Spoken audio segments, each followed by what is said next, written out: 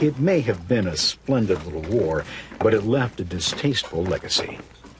On December 10, 1898, the Treaty of Paris was signed, giving the United States the right to occupy Cuba with full control over Puerto Rico, Guam, and the Philippines.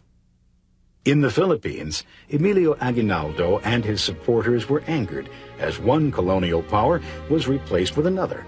On February 4, 1899, he declared war on the U.S. forces in the islands.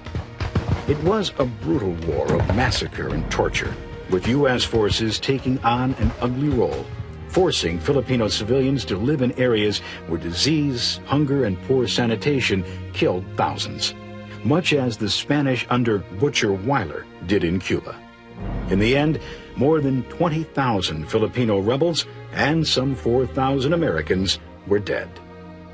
At home, anti-imperialists complained that the war's purpose was to free Spain's colonies, but the result was the U.S. becoming an imperial power.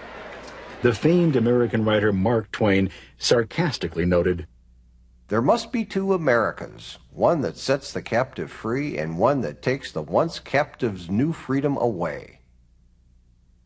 Ultimately, the U.S. Supreme Court decided how new territories would be handled. Puerto Rico became an incorporated territory, allowing Puerto Ricans to become U.S. citizens and the right to vote on statehood. On the other hand, the Philippines remained unincorporated.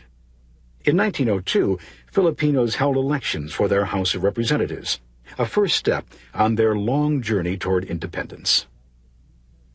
While the Filipinos were struggling to gain independence in the Pacific, a similar battle was being waged in the Caribbean. In 1900, the Cubans wrote a constitution. Fearful that another country would dominate Cuban affairs, the U.S. Congress insisted that Cubans add provisions known as the Platt Amendment, which limited Cuba's rights to make treaties and permitted the U.S. to send troops into Cuba to keep order. Cuba became a protectorate of the United States.